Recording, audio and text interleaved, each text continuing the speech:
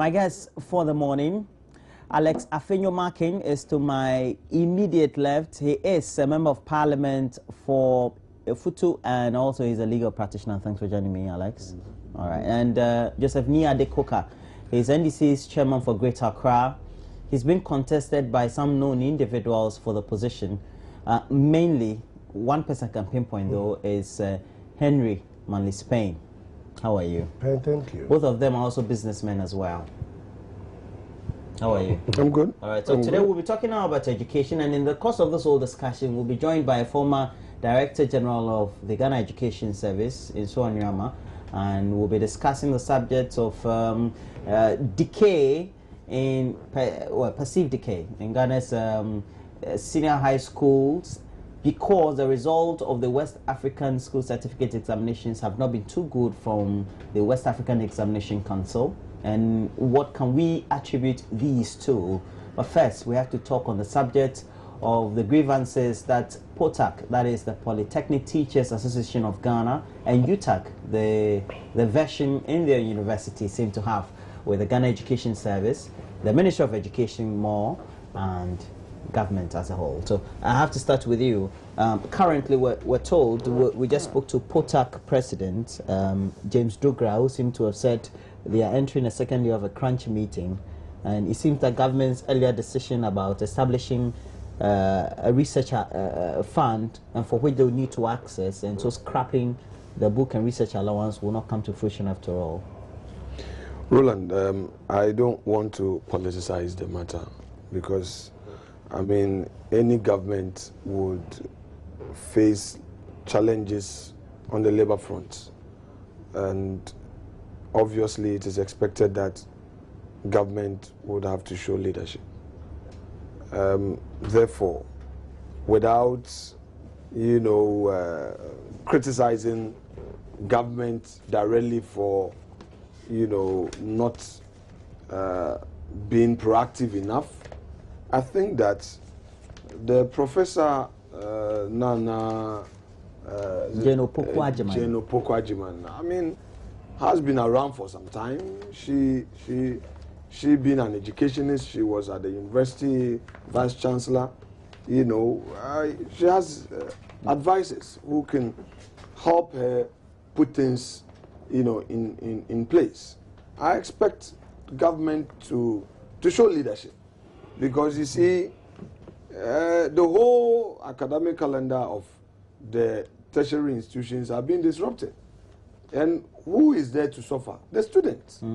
So if the government cannot take steps to address their concerns, or if government is introducing a certain policy and does not go into consultation with these stakeholders, then I don't see, why this whole thing, an impression will be created as if the leadership of POTAC and UTAC are not being reasonable, because obviously they are also Ghanaians.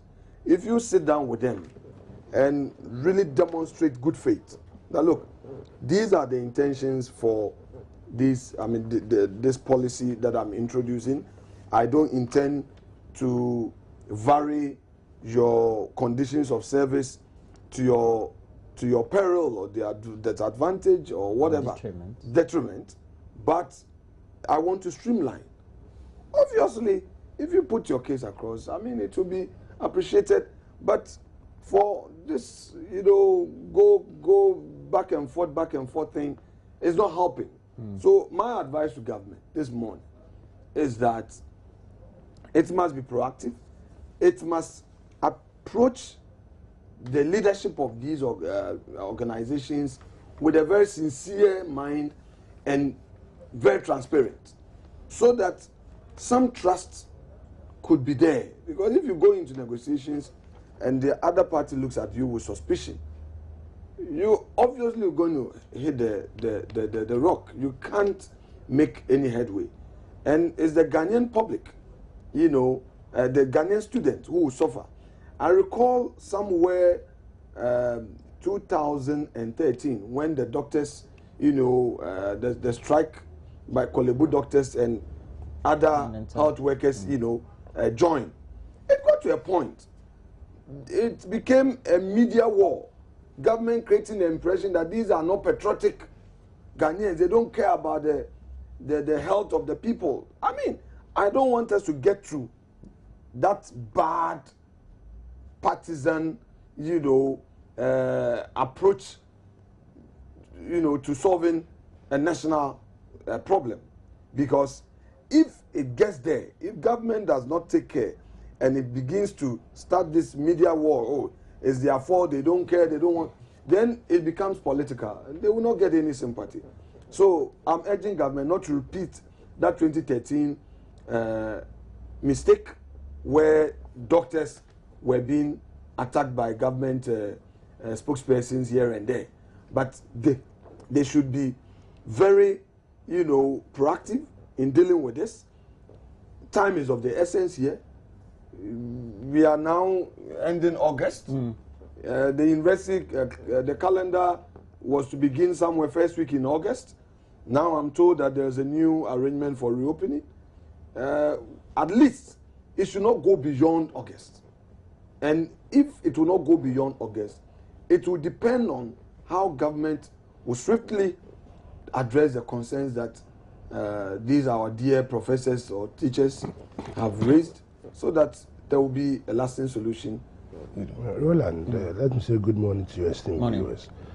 The government has not varied or refused to pay the research book and research allowances. Government is saying that, look, let us put them in a pot and let everybody assess it. And that is the impasse. Government has not said they are not going to pay or they are reducing the amount, whatever it is, but so that we can make judicious use of the fund. And that has dragged on for the past 6 months or so, right? I think the teachers, the POTA lecturers and teachers, or whatever I call them, are not being fair.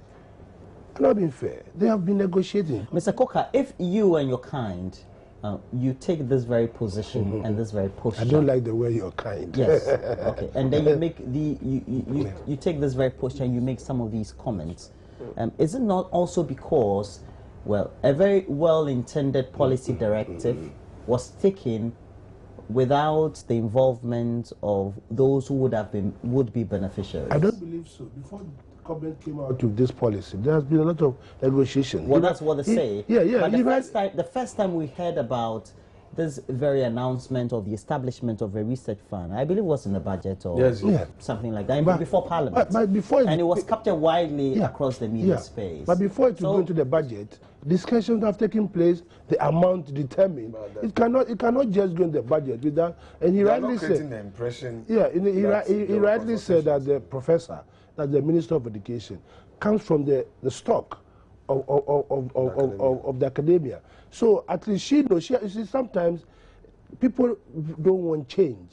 She has been there before, so she knows how this research book and research fund are either manipulated or misused. Well, we do understand all that, and even me sitting on the sideline or on the fence, I believe that having a pool is better than then doling out allowances individually. Because some may not undertake That's research. correct. That's scientific That's research, correct. but they will undertake some level of perhaps lecture. Thank you very much. Yes. But the point is that, well, if you want to undertake a certain policy directive, or you want to bring out a certain policy, why don't you extensively agree among those who will be beneficiaries so that everybody knows that, well, these are the agreements we came to and these are the timelines? Roland, I don't believe the policy just came out of the blue. I don't believe Was it extensive enough? Yes, it was discussed, right? But people don't like change. This is the problem we have in this country. We are averse to change. You know, things that will move this country forward, we are always opposing it. Right, and that is the problem. I mean, I've had a lot of discussion with some of the ministers, and so this common. I mean, Roland, nobody is saying that the allowances will not be. So if you are very confident that you are doing research and you are buying new books, you are bringing a lot of new things to the system, publication, the money will be given to you. I mean, it's simple. I mean, this is just simple. But you are saying no. give it to me. Whether I go and do the research, whether I go and buy the book or not, it's none of your business. And government say no. Because look, how many Ghanaian professors? We are not talking about Ebola. I talk about now KNUST or Ghana Medical School. I mean, we will have come out with tropical medicines that will cure these things. How many? You are veering into an area which will raise a lot more public debate, especially among the. Let's open up the debate. Let's open up the debate. You see, because talking about research, tell me how many Ghanaian professors have come out with. Now we have to go to researchers in the Johns Hopkins. That we will owe that this is made in Ghana, but we are being paid. All these monies are being doled out year in and year out. We should by now have common traffic lights, common solar panels. This and that are very common too. We still have to import from China. We still have to import them from China. You know? So what are you talking about? So what we are saying is that the whole idea is that so that we can come up with very viable research findings that will be useful to this country. Let us think out of the box. We are failing to do so, Roland. Now, Mr. Markin, can we do the debate in a very dispassionate and non-political manner? And you tell me, with the policy as intended by government, would it have been beneficial than what the previous one was, giving each person allowances as part of almost like an emolument, instead of having a centralized fund that would assist in their daily activities or in their academic pursuits? Roland, you know, with all due deference to my very senior Mr. Chairman knows, you know, our close relationship. I don't intend we get into unnecessary tango on this platform, but with all due respect, you see, this issue of blame game is not the way to go. That approach of government communicators, that yes, they don't want to accept change, they are resisting change, they are not being reasonable. That is the thing that will reduce this thing into a political debate. Okay? I started off by saying that, look, I think that the best way is for government to engage them properly. It is one thing just informing somebody that I want to do this, and it's another thing engaging in an extensive discussion. I was just doing some calculation. When Mr. Chairman mentioned KNUST and Ghana Medical School, if by this time they had come out with some research findings on tropical medicine for this Ebola thing, then I asked myself, look, government is spending $13,000 on 200 students in Cuba to be trained as medical doctors every academic year. That brings it to 2.6 million. If you multiply it by the CD, dollar CD thing at the 3.4 that we know of. That's the official. Yes, the official. Government is spending 8.84, almost 9 million Ghana cedis. Ghana cedis. Whereas it costs less than 5,000 Ghana cedis, even those private students, they don't pay more than 7,000 Ghana cedis. That's a yes. Why do you send people to Cuba and spend on each person almost 400 million or 40,000 Ghana cedi on each person? Couldn't you have provided these monies to our professors here? Couldn't you have established a research center? So the government itself does not have its priorities right. So when you start to say that they could have done this, in other words, they get the money, they don't utilize it, they don't use it for the proper thing, that's why we're not getting it. Please, then you are opening the Pandora box. Who tell you that you are spending so much? Those 200 people, you could have trained them here. Kolebu or KNUST, those medical facilities we have at UDS, at Cape Coast, at Kolebu. And your point is? And my point is, you could have spent about 2 million to train the same 200 students here. And you would have had about 7 million plus for facility expansion, to establish centers of research, and then maybe get some experts to support our professors here into getting into the very research to build capacity. Of course, and all that. Then you are demonstrating seriousness. Now back to the issue. Roland, I don't want to lose this point. It's now back to the issue. Back to the issue. I don't want to lose this point. Okay, I'll you want a rebuttal? No, for chairman is my friend, so I'll allow him. You see? Maybe to correct himself if he didn't. No. Roland, this is not the first time that Ghana has sent students to Cuba and other parts. Are we doing it more because of a country-country relationship? We have been sending students out. Currently, currently, there are a lot of Ghanaian students out in the diaspora, right? And even more money is being spent on them than probably the amount of money that are being spent on the doctors. That could have been used for training here too. That's what I'm trying to say. I situated my submission in a context. Okay. I'm saying that if you are advocating that we need to get into research, that's correct, expand facilities, right. By this time we should have even come out with some findings on this Ebola and all that. I agree with you. But I'm drawing your attention to the fact that this government policy, the government doesn't seem to be having policies that identify the priority of Ghanaians. You are complaining about lack of resources, you want to streamline, but in the same vein, you are spending money in certain areas, and I cited just one example, that what is the use, of sending 200 Ghanaians to Cuba? Spending, initially it was $19,000, and Mr. President said he renegotiated, it came to $13,000. And spending $13,000 on them, annually. If you multiply, look at the cost of training them. So that was the point I was making. Now back to the point that our discussion. You see, there was nothing wrong with a new policy initiative. There's nothing wrong.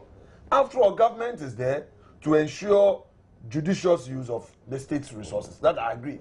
Government is there to streamline. Government is there to put the necessary support systems in place and ensure that the right things are done to grow the economy, to grow various sectors of the economy. Therefore, if government now wants to say that, look, we want to have a pool, we don't want to give out monies to you individually, but we want to have a pool such that if you need it, bring your proposal. If you bring your proposal, we're comfortable, it will be done. Now, if the lecturers are saying that, no, we don't want it this way, we want to have our thing, our fixed amount, but it becomes like an interest. You monitor. So, for instance, to me, if I were in government, I would say, okay, let's experiment something. If you think that proposing the pool will have a problem, now we would now monitor. Okay, have it. However, every quarter, let there be, you set up an independent body to be monitoring how research allowances, book allowances are used. Then you can get the feedback. If the person is not... Mr. Markin, now we just got onto the line, Austin Game. And Austin Game, we know that is a labor consultant as well as somebody who also has been tutoring a lot more people on the subject of labor relations, and so he's building capacity and contributed significantly. He's also been a deputy minister before in the Rawlings administration. A very good morning to you, sir. Now, with all this and all the observations you've been making over the years about what the relationship should always be, government as employer and its employees, do you think that this very action by POTAG and UTAG took a very good turn? Yeah, good morning. If I heard you well, my assumption is that you are looking forward, you're looking for a way out of this mess that we find ourselves in. Definitely. Yeah, I think that is most unfair to the taxpayers for people to just decide to go on strike without reference to the labor law and best practice. Indeed, under the Labor Act, one is free. If you decide to go on strike, you are free to do so, but the employer also must be right not to pay you. Whether it's legal or illegal is immaterial. But the important thing also here is that if you go on strike, you have to resolve the matter. According to the law under Section 160, if you go on strike and you give notice that you want to embark upon it for 7 days, thereafter, there will have to be compulsory cooling off period to enable both parties to engage either in a facilitated negotiation, mediation, or compulsory arbitration under Section 164 of the law. So we don't have indefinite strike as in Ghana. I think Ghana is one of the few countries around the globe today that you have these kind of things, especially when even it comes to people who have the knowledge to understand these things. So it's most unfortunate that we have this kind of situation on our hand. And I think if government as employer will get tough and ensure that these things do not work the way it works, just as you observed in other private sectors even yesterday, we will learn lessons and we'll stop all this kind of mess. Well, the point is, government is not a private employer. Now, government also thinks about the politics and the public opinion of the politics. And government also needs to think about how essential the category of workers who want to undertake the strike. And so in this very instance, we have, well, UTAG and POTAG all carving the same path and wanting the same grievances addressed. Do you think government in itself, on this very action, took the best step in making the announcement subsequently and saying thereafter we're going to withdraw all these allowances, for which we have these categories of government workers agitating? Matter of fact, I mean, under the Labour Act, workers do not dictate to the employer as to what kind of method the employer should use in achieving its goal. You don't dictate. You are consulted. You are made to participate in a certain way. That is a feedback to the employer as to the best way forward. But you don't dictate. Under the law, the employer is the one that has the right to formulate its policies, not the worker. And under the law, it is a duty of the employer to provide the tools and the machinery and the equipment under the law. And also in practice, that is the way it is. All over the world, no university, or for that matter, a polytechnic, that you have to dictate as to how the employer should take care of his library to provide, materials and equipment and machinery for research activities and so forth and so on. Worldwide, somebody in Ghana should provide another what strange thing we want to do here. But if there is an understanding earlier that, look, we'll provide you, 1,000 something to enable you buy the books, to enable you do the research, etc., etc. And today, I am formulating a new policy.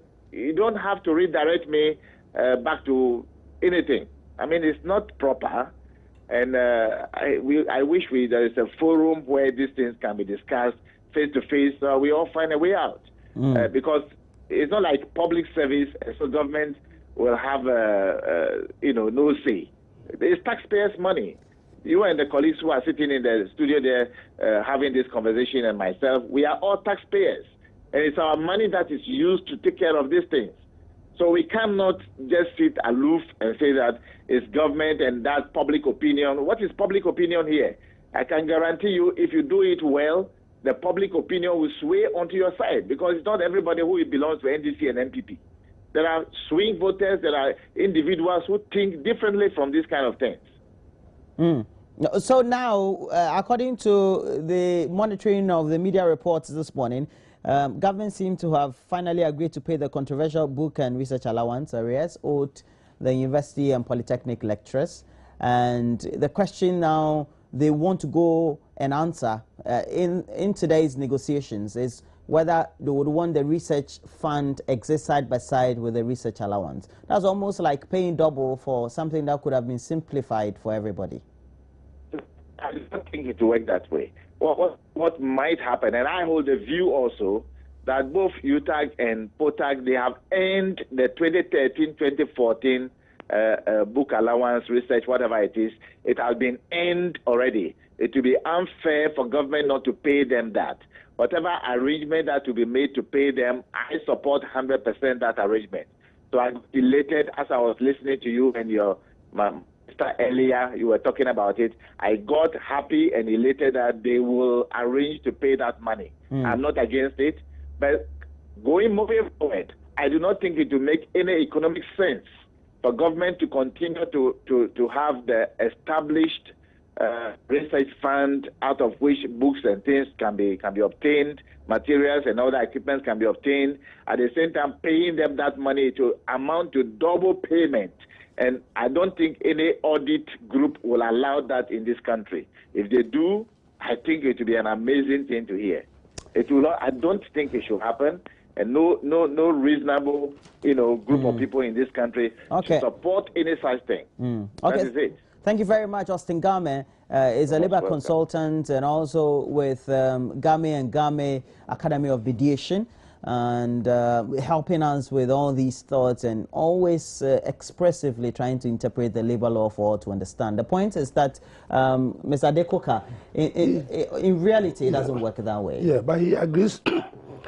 He agrees to exactly what I said. Well, he's always been advocating that. That's right. That government, me and you are part of government because the taxpayers' money, and nobody should allow people to take the whole country to ransom for almost 6 months now. Well, now, even though they've taken, so to speak, the country to ransom, government is still agreeing to their demands. Because one of their demands, even though government will pay, is that there should be the restoration of the book and research allowance. Yeah, because they thought it was part of their But government has not departed from the recent fund.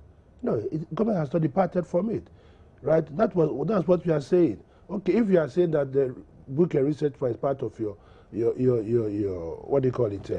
Emolument. Fine, you can keep that. But as far as the research fund is concerned, the government is determined to set that up. And I believe that it is right to do that so that we will all monitor and know what kind of research this country is benefiting from.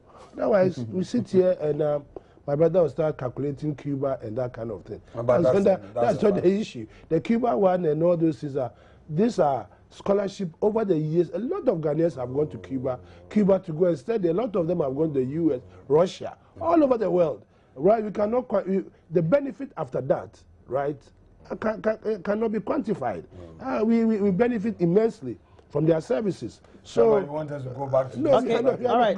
So now let's now let's change the subject. The Ghana Education Service has been worried alongside its teachers, and the Ministry of Education has even been more worried following the recent result that came out from the WASSCE, that's the West African Senior School Certificate Examinations by WAEC, which seemed to indicate only a passing rate of some 30%. Yeah. And the last academic period at the GHS level, the results too were equally very bad. I mean, it's giving a certain trend which will follow through to the senior high school, that our education is just not right. Roland, when we departed from the type of education we had, which was what? It's long past. Yes, when we've all been through the current system. When we departed from stop talking. No, Roland, I'm not talking colo. When you go from 1 to Form 5, and then you do 2 years of a 6th form, by the time you enter the university, you are grounded. You are old. You are old. Are you sure? I went to school at the age of 13. 13, 5 years and 2 years. Would that make me an old person? No, not at all. Not at all. And this time they are even going very younger. You understand? When we departed from that system, the Catholic schools, the Anglican schools, the Methodist schools, and we brought all these JSS where we all wear one uniform, and you can't distinguish who is coming from school A and school B, the graph started coming down. Over the years, successive governments have tinkered with the educational reform, and we have still not gotten it right. So you ask yourself, was it good to change the system that we had before and to think of what we've got? You understand? You see, this with education, it will be very dangerous if you sound very political. No, it's a national thing that is affecting generations yet unborn. So for me, you look at the whole structure. Now, the teachers themselves, if for every year you have teachers going on strike for almost 6 months, sometimes a whole year, not only in the NDC government, it happened in the MPP government, all over. What do you expect? Standards will fall. Standards will fall. You see, so the seeds that we sowed over the years, we are now paying for it. Teachers, who instead of going to the classroom, will have their own shops. They have extra. There are no the extra curriculum that we had. You know, I mean, sports. All those things have. All this you are saying is just an indictment on the education sector, especially that we've witnessed over the last couple of years. Immune supervision is bad. That's what I'm saying. That's why I say you should look at it holistically. We have tinkered the system. I'm saying all of us. Okay. We have played politics with government council. Mr. Adekoka, your point has been made. Do not let me land. Don't you think that then we need some leadership response then? Well, without doing the blame game, I think that, see, to be able to understand the whole thing, we should do some comparison. What is the percentage in terms of high performance at the private schools and that of the public schools? We know that in most of the private schools, teachers are not qualified as in graduates or well-trained with the necessary qualification as professional teachers, but their students do very well. As compared to public schools, where most of the times their performance are so low, such that when you add them up, it brings our total percentage so down overall. So this brings me to the question of motivation. You see, Chairman Coker is talking about teachers going on strike, you know, and the seeds that they sowed, you know, these are the outcomes and all that. So another form of blame game. I would not approach it that way. I would say it's a collective thing. Let government sit down with our teachers, the stakeholders in the educational sector. The necessary motivation that are needed to get the person do it and do it wholeheartedly. If you talk about patriotism, what is patriotism to a hungry man? If somebody decides to go and sit there as a judge and knows that in school he was the best student, but he's a judge, and at the high court he's earning X amount, his friend in the private sector is earning so much, his children cannot go to good schools, the private sector, I mean the private practitioner. Is that what the judges say? Oh, I'm giving an example. A scenario. I'm giving an example. Okay. How do you expect such a person to remain there? He would obviously want to leave the bench and come to the bar. The teachers, whose matter we are talking about now, what is there to keep a teacher in the public sector? To do everything, total commitment to just teaching without selling, as Mr. Koka is saying, that they sell to also make some additional money. If there is no motivation to keep him glued to his professional work, the person would find a way of surviving. What is keeping the private sector teachers, those in the private schools, what is keeping them afloat? What is it that is motivating them to do better? We have supervisory units at, in GS. The whole thing has to do with leadership. The whole thing has to do with policy direction, a policy that would let the people, the teachers, appreciate that, look, they are being called upon to deliver certain services in a certain critical area of, you know, of our nation's economy. Teaching, preparing the children for the future of the country. In public sector, what you are supposed to do is to give them the necessary support. If your capitation grant is in arrest, and teachers don't even have a chalk, obviously the person gets to classroom in a rural area, there's no chalk because. And all these have effect on the on the secondary. Of course, all these things have effect on the teachers because they don't have the means to teach. You are not responding to their remunerational needs properly. Okay, we have on the line a former Director General of the Ghana Education Service, Michael Nsowa. A very good morning to you. Now, we're just being told that, well, a fiat now has now been given by the Minister of Education that we should have a basic schools for mode of teaching the local language. Now, once the WASSCE results are also very poor, we're told in excess just 30% passing rate. What could be the attributable causes to some of these poor results we've been witnessing, I think, over the last 2 academic periods? Hello? Yes, good morning, sir. Your voice is... My voice is very low, eh? Yes. Okay, can you hear me? Yes. Okay. I'm asking that we got a low percentage rate, about 30%, as far as we're concerned, in the WASSCE. What can we attribute to be some of the reasons for this very poor performance by the students? Like? A number of factors, including the time for completing the syllabus. Meaning what? For instance, we're supposed to do the syllabus in 3 years, 3 academic years. But in actual fact, when you consider certain factors like in the first year, they don't report early. And then by the final year, after first term, second term, February, March, they start the exam. So they lose about 3 terms. So instead of 9 terms to complete the syllabus, they use 6 terms. So I don't get your point. So you're saying that the 3 years is not enough? Well, it will be enough if we'll make sure they finish or they complete the 3 years before they write the exam.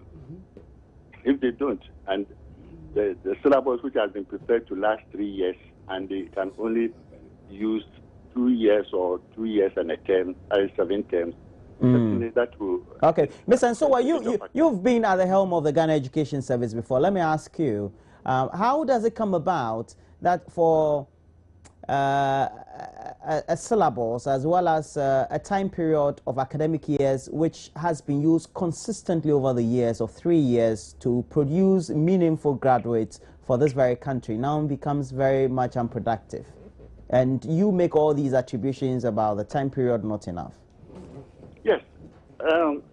We saw in the past when we were doing the course in 5 years and 2 years sixth form before entering the university.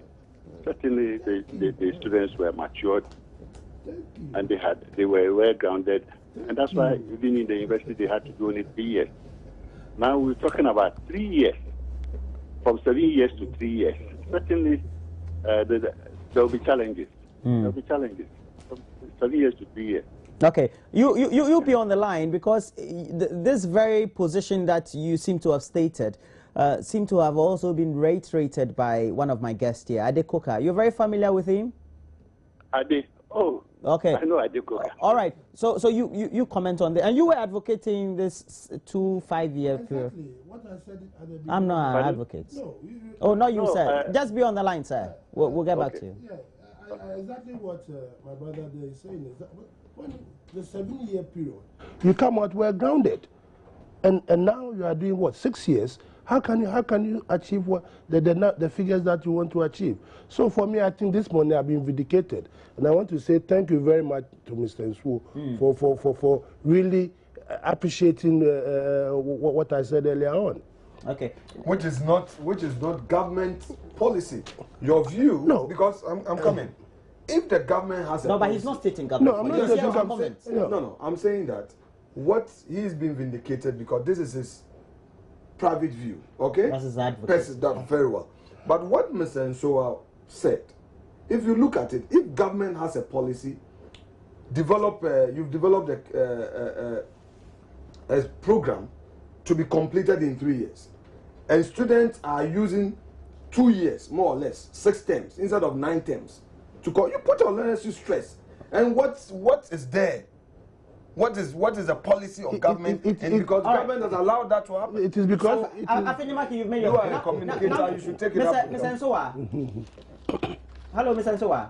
Hello, I'm on the line. Okay, now from what you're saying, you're indirectly saying that 3 years is not enough. So you think 4 years should be advocated? Maybe let me make a correction. I didn't say 3 years is not enough. No. I am trying to interpret what you said. 3 years before they should be, or they should write the exam. Because, look, when syllabus is being prepared, we take so many things into consideration, the number of weeks and so on that you complete a topic and so on. You put all these together and you say, okay, in 3 years, you should be able to, complete the syllabus. Now, what we find is that first year, they lose first term, more or less. Second year, yes, they have the full year. Third year, first term, yes, but second term of the third term, by February, they have started writing the exam. So it virtually no meaningful teaching can take place because the students are already in exam mode, and the third term, of course, is lost. Okay, now let's get to the point where we'll have to say that now students would need an additional year. Do you think that should be the best way the country should go? I mean, being realistic. No, let us look at the structure, make sure the structure works, and then before we start thinking about whether we try the 4 years, of course, the 4 years, the results were better than the 3 years. So we should go 4 years. So, why don't we go 4 years? Well, we are now, this is a government that says, oh, I can do it in 3 years, and you are having challenges. Of course, there's okay. With all the experiences, you've had, if students in senior high school have a lengthy time in school, how does it inure to the benefit of these students and ultimately increase their knowledge base? Oh, in educational planning, so many things are taken into consideration. One of the key things we are overlooking is that in a developing country like Ghana, we have no business throwing children into the streets at a very young age. Because if you can delay the exit of these young people, your economy might gradually pick them up. But where they are thrown into the street, where they have no jobs, or where there are no jobs, then you are creating this. That's why we now have a large army of unemployed graduates and so on and so forth. It is one of the things that needs to be considered as part of educational planning to make sure, is it possible to delay the exit of these young men so that as the economy picks up, they can be absorbed. And that's why even in Europe, you don't have, the secondary schools don't last 3 years. Secondary schools last 5 years. So I don't see why we should throw these children into the streets at that tender age. Okay, and okay. So now we're being told also that at the basic level, we need to have tutoring undertaken in local languages. Is that the way to go to make sure we have very good results at the junior high school and the senior high school level? Well, if you want firm foundation in language, whether local or foreign, especially foreign in the case of Ghana, where we have adopted a foreign language as our national language, the children need to be well versed in their local languages so that we have something we call bridge into the foreign language. But this is not the case because people are emotional about it, and because children come home and more or less speak some English, they think that is okay. But all research has shown that if children are well versed in their first language, and I'm using first language, meaning it is not the mother tongue, that is the language of the mother, but it is the language that this child is born into. I'm Asante. If I were to be born in Accra and living in Accra area where Ga is the dominant language, I would have picked Ga, and that's my first language. That can be used to teach me the language, and therefore, when I'm well versed, then I can move on to add another language. But because of the misinterpretation, where people are complaining that so whose mother tongue must we use? If we continue to do that, we will not get anywhere. There are countries, and I can give you South Africa. They have adopted the term play language. They use the word play language because wherever you are born as a child, children pick this language is very easy. So they use the template language. So within the area, the language that is used is the language that is used, or the language that is dominant is the language that is used in the schools to teach them at the very early stages before they bridge to English. And it is very successful. Okay, thank you very much. Food for thought for us, especially on the education sector and the current troubles bedeviling senior high school education in the country. And Michael Insoa is a former Director General of the Ghana Education Service and giving us his own contributions on the very subject we're discussing this morning. Now, you heard him, your contributions as well. Well, education is not something that can, that we can play politics with. And, it is a future of people's lives. Therefore, if we have every opportunity to tap into the knowledge of experts in ensuring that the right things are done, it will help this country. In fact, what this man has said this morning is very revealing. Surprisingly, people are being made to write exams after just 6 terms instead of 9 terms. Seriously, how do you expect the person to pass, when he needs 9 terms to complete the whole curriculum? And eventually, at the end of the day, why is government also allowing that to happen? Because if you, a serious government, really wants to promote education, wants to prepare children for the future, would allow them to put pressure on the students to use 6 terms. Do you know the psychological effect when people fail and they know that, well, you are in an exam room, you know that this very area, the area of questions, I was not taught. And if this is WASI, you compare with others who are writing the same exams, say in Nigeria, who have gone through the 9th term, obviously they will have a better percentage of pass than yours.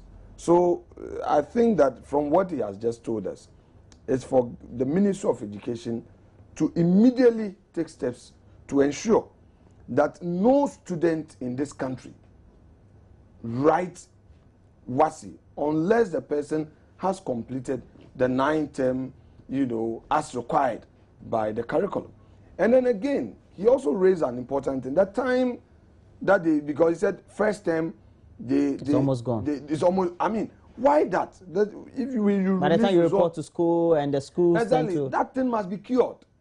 Because I remember I've also been a victim. I'm sure you too have been. Because almost the first time you virtually do nothing. When did you go to SS? Oh, I 1990 what? Or 2000 and what? Oh no, it was back in the 90s. 90 what? 93, 4. That time, I think that time the system was a bit stable. It was better. It was better, but still the experience. Of course, you assimilate with. At least it was better at the time. I mean, I agree with you because that was around the same time that I also went to secondary school. At least you were writing the BEC in August, and results were coming in around November, December. Then so January we're going to school, and we're just entering just around the same time. I mean, today's approach is very, very bad. So I think that government must take steps to, as it were, streamline it and ensure that results are released on time and they restructure the whole, academic year, make sure that the new term begins at the time that the students' results, preparations are, the selection process would have been completed so that they can have a full term. I also heard him talk about the O-level and A-level system. I mean, he's an educationist. Obviously, we've departed from that old system. So they should what can we do about of it? course. Yes. What can we do about the current system? I mean, we've had it since 1992. 1990. Okay, and before the current system was... The first batch passed in 1993. Yes, before the current, the system, took full swing, we had the experimental. And the experimental was not doing badly at all. So that's why there was a transition. So we had a period of transition, and eventually we landed where we are. What can we do to improve what we have? I mean, I think that should be the. How has politics, in terms of the policy directions, also impacted either negatively or positively to others that we're having? Because we've had, well, an advocacy for a 3-year system, a 4-year system, a 3-year system, a 4-year system. Now, all this seems to also seem to be playing out. Well, I think that if I may recall correctly, President Kufuor put a team of experts together to look at a reform in our, educational sector. And they came out with this issue of doing the 3+1, the 4-year system, and then also give some emphasis to vocational and technical training. Unfortunately, our brothers on the other side came in and said, look, they want to go back to... But those year groups, their results seem to have been Of course, I mean, far better. And because they have time to learn. Now, if you spend more time in school, you are able to cover every area. There was even excess time for them. Exactly, So I think that they should see the sense in that system. And now it's not even 3 years; it's reduced to 2 years. I mean, obviously that's a very bad thing. Well, thank you very much. And we have had in the studio Alex Afenyo-Markin, a member of Parliament for Efutu, and unfortunately we wanted to discuss the MPP and its subjects as well, but we couldn't because our time is up. Well, but it's obvious. It's obvious that on Sunday, God willing, Nana Akufo-Addo, I mean, the party, the generality of our members. You are an MP. You are an MP. You are not supposed to be advocating. No, that's not it. We are not supposed to attack. We are not supposed to attack a candidate. I'm helping you so that you don't fall in trouble. No. I know I am in the party. I'm telling you that the guidelines did not say that MP cannot declare his support for a candidate. No. The policy is that, the guideline is that you are not supposed to attack another candidate. That is what you are not supposed to do.